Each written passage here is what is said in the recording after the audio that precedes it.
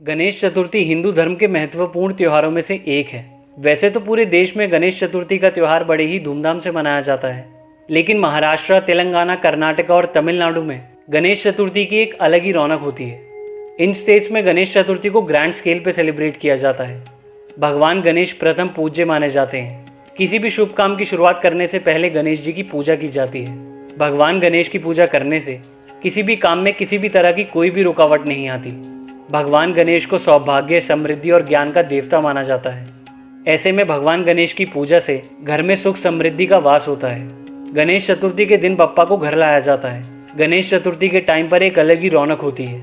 गणेश चतुर्थी के कुछ दिन पहले से ही बप्पा के स्वागत की तैयारियां शुरू हो जाती हैं। जगह जगह अलग अलग थीम के पंडाल तैयार किए जाते हैं। बप्पा की बड़ी बड़ी और खूबसूरत मूर्तियां तैयार की जाती हैं। बप्पा की मूर्तियां इतनी खूबसूरत होती हैं कि हम उन्हें देखते हैं तो मन करता है बस देखते ही रहें। 10 दिनों तक पूरे विधि विधान के साथ उनकी पूजा की जाती है। कुछ लोग 10 दिनों के लिए गणेश जी को अपने घर लाते हैं, तो कुछ लोग 3, 5 या 7 दिनों के लिए गणेश जी को स्थापित करते हैं और उसके बाद पूरे विधि विधान के साथ उनका विसर्जन किया जाता है। पर क्या आप जानते हैं कि हम गणेश चतुर्थी क्यों मनाते हैं?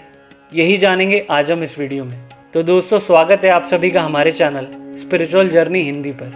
पौराणिक कथाओं के अनुसार भाद्रपद महीने के शुक्ल पक्ष की चतुर्थी तिथि को गणेश जी का जन्म हुआ था। इसीलिए इस दिन को गणेश चतुर्थी के रूप में मनाया जाता है। भगवान गणेश को विघ्नहर्ता कहा जाता है, जो आपके जीवन में आने वाले सभी दुख दर्द को दूर कर देते हैं। भगवान गणेश के जन्मोत्सव के दिन लोग उन्हें अपने घरों में लेकर आते हैं और विधि विधान से उनका पूजन करते हैं और फिर अनंत चतुर्थी के दिन भगवान गणेश की प्रतिमा का विसर्जन किया जाता है। ऐसे में कई लोगों के मन में ये सवाल आता होगा कि आखिर बुद्धि के देवता कहे जाने वाले भगवान गणेश का विसर्जन क्यों किया जाता है?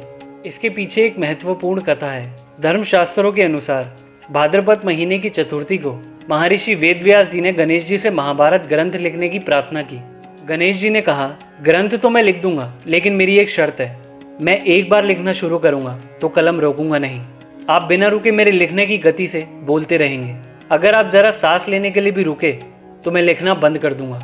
फिर वेदव्यास जी ने उनकी शर्त मान ली और कहा, ठीक है गौरी नंदन, लेकिन मेरी भी एक शर्त है। मैं जो भी श्लोक बोलूंगा उसका मतलब समझने के बाद ही आप उसे लिखेंगे। फिर गणपति जी ने भी उनकी ये शर्त मान ली। उसके बाद वेदव्यास जी श्लोक बोलते गए और गणेश जी उसे लिखते गए।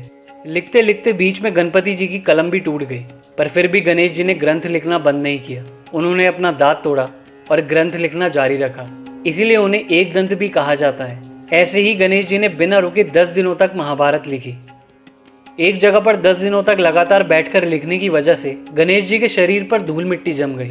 फिर वेदव्यास जी ने भगवान गणेश से प्रार्थना की और कहा, प्रभु 10 दिनों तक लगातार लिखने की वजह से आपके शरीर पर धूल मिट्टी जम गई है।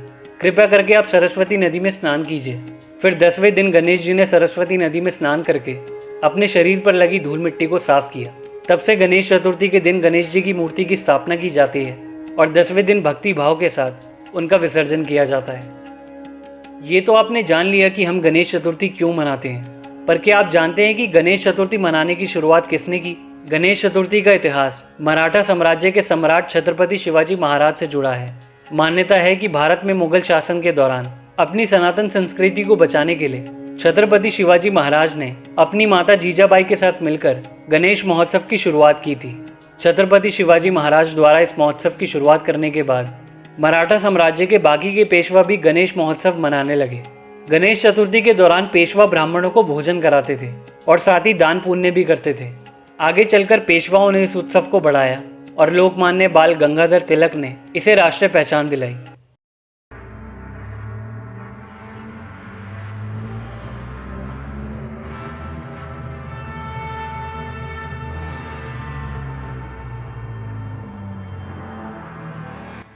अगर आपने यहाँ तक ये वीडियो देखी है तो उसके लिए दिल से थैंक यू।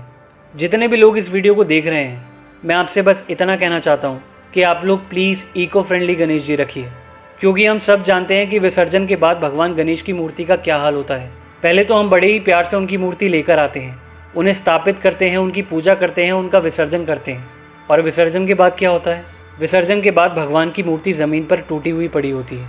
अभी कुछ दिनों तक जिस मूर्ति की हम इतने मन से पूजा कर रहे थे, उसकी हालत अब कुछ और ही होती है। आई एम श्योर हम में से कोई हमारे बप्पा की मूर्ति की ऐसे डिसरिस्पेक्ट होते हुए नहीं देखना चाहता। बिल्कुल भी अच्छा नहीं लगता भगवान की मूर्ति को ऐसी हालत में देखना। तो हमें फ्यूचर में ऐसे विजुअल्स ना देखने को मिले, उसके लिए प्लीज़ आप इको फ्रेंडली गणेश जी लाएँ और अपने घर में ही विसर्जन करें। तो आज के लिए बस इतना ही। आई होप आप लोगों को वीडियो पसंद आई होगी।